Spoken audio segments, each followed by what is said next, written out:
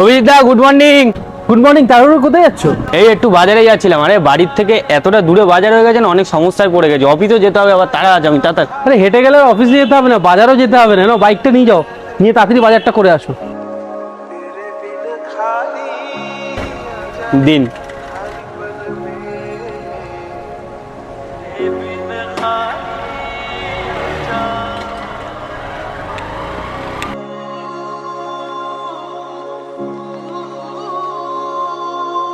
দাদা, তুমি ওকে চেনো না জানো না, এই দুদিন হলো আলাপ, গাড়ির চাবিটা দিয়ে দিলে। বিশ্বাস।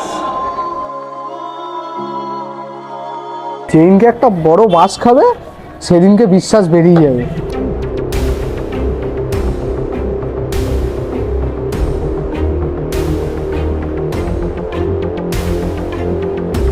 এখন আসলো না কেন বলতো? অনেকক্ষণ টাইম হয়ে গেল।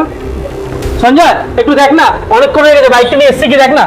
আমি পারবো না, এখন কাজ করছি।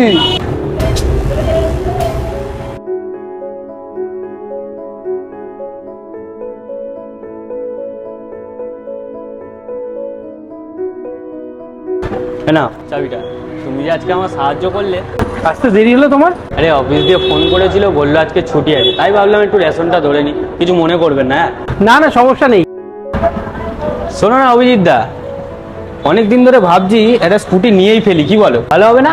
হ্যাঁ দরকার আছে, নিয়ে নাও। এখন নেবে না, কখন নেবে তুমি? বসে দেখো, কোনো অসুবিধা নেই, বসো। দাদা একটু এদিকে আসো তাড়াতাড়ি।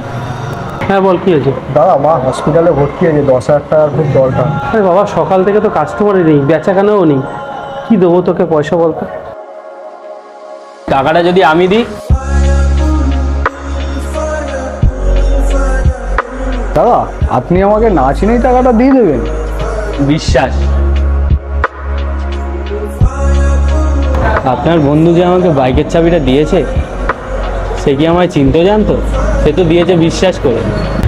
নাও, তাড়াতাড়ি মায়ের কাছে যাও, তোমার মা হসপিটালে অপেক্ষা করছে। দাদা, তুমি ওকে চেনো না জানো না, এই দুদিন হলো আলাপ, গাড়ির চাবিটা দিয়ে দিলে। বিশ্বাস।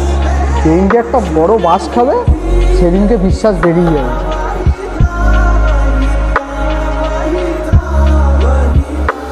বন্ধুরা, ভিডিওটা ভালো লাগলে লাইক কমেন্ট শেয়ার করতে ভুলবে না। ফলোটা কিন্তু অবশ্যই করো তোমরা।